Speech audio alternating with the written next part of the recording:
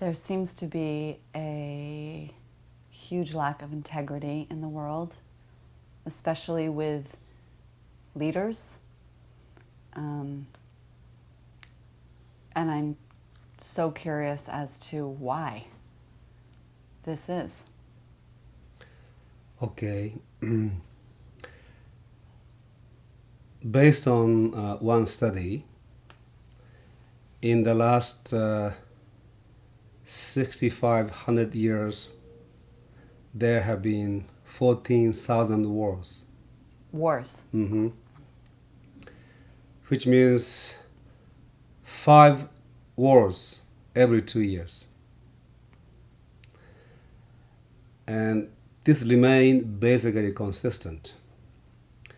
When you look at history, lack of integrity has been always present. So human beings, the level of integrity of human beings, I do not think declined. Most human beings have always been out of integrity. It's just that we're hearing about it more, maybe. Because we see it more. Media. Yes. And in order for somebody to be in integrity, he or she needs to know who he or she is. Because integrity is to be true to oneself. And if you don't know who you are, and your principles, and your visions, missions, and purposes, you don't have any standard with which to be in integrity. So lack of integrity comes from lack of knowledge, self-knowledge. And since the time of Socrates and Buddha, self-knowledge always has been in short supply. So in the most fundamental sense, humanity is out of integrity and inauthentic because humanity as a whole does not know the self, the true self. And integrity has other dimensions, like being true to one's principles. And this again, you need to have a clear principles to begin with, and you need to have the willpower to stick with your principles. And willpower is also in short supply. So as a whole, humanity has not evolved or devolved with respect to the level of integrity. But because there are more people and more information available, we see more of it. That's number one. And number two, there is a different dimension to this. Integrity can be also defined as a balance, a wholeness of a system. Our body has its own integrity, balance. When the balance is broken, if your body is in integrity, it tries to balance back. Yes? Based on the Eastern medical tradition, most diseases are the manifestation of imbalance. So if body is healthy, when body is in integrity, through some form of a disease, illness, if you let your illness go through its own process, body will restore its own balance. So that all systems that exist in this universe has its own balance and integrity. And today, systems that humans have built are on the verge of breakdown, or actually already breaking down and collapsing. And when you look at in a long range historical term, it is actually a good news. the system that has been built, political system, economical system, that the humans have built, came to a point that it is no longer sustainable. So, fundamental integrity of the system as such is acting out in such a way that it shows up as a collapse. When you study biology, you learn this phenomenon called hypertrophy. Some organs, when it before it actually collapses, dies, it hypertrophies. It become too big. Today, for example, when you look at the political system, the government, and government-oriented or government symbiotic economic system, it has to become too big. Yeah.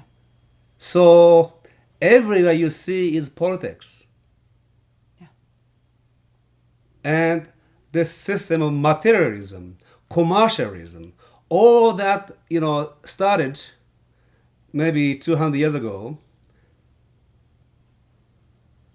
have come to a point where it cannot sustain itself. So I can see that this is actually a manifestation of fundamental integrity of the universe manifesting as a form of collapse. Now, one thing I must point out from now, past, and now to the future.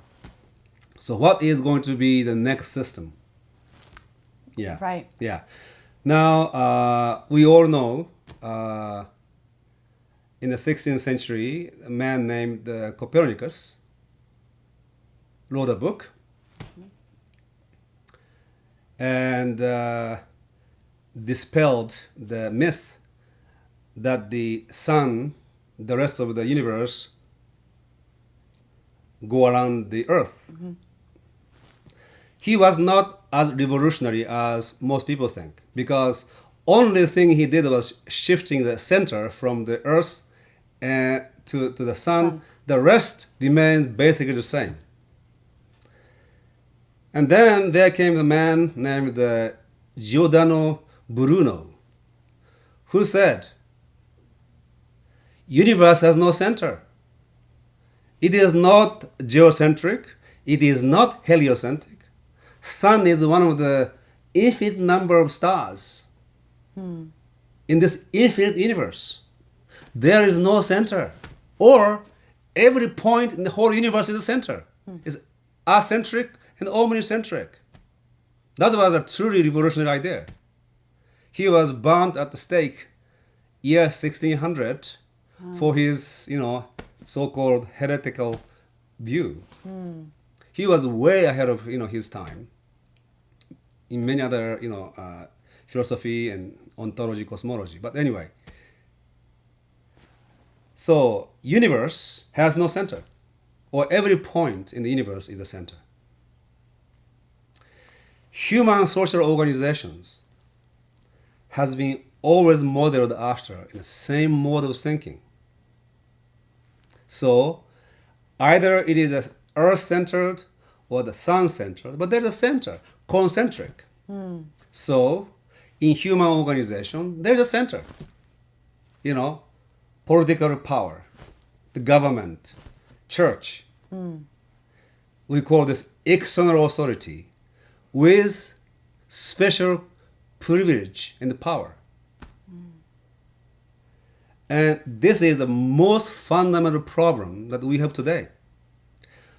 Political power is a special legalized privilege to use force or violence against people who have done no harm. Yeah. So you are driving 65 miles per hour and limit is 55 miles per hour, they will stop you and then give you a ticket. Who decided it's 55 miles per hour? If you are focused and driving well, you haven't killed anybody, but they will charge you. And if you refuse it, you'll be sent to jail. It's a very simple example. So this is a political power, and then religious organizations have similar power. Right. God said this, you must do this, you follow. So there's a concentric mode of thinking and concentric mode of social organization. And actually what I call ideosphere, sphere of ideas and ideation is concentric, just like the earth-centered or sun-centered model. And today we have a government. We say democracy. No, it is a centralized power there. And political power, those politicians and businesses that are connected to the politics, government, they basically control the whole planet. And we are enslaved by them. This whole structure of concentric organization of ideosphere and social sphere, this whole system has come to the end. That's what is happening today.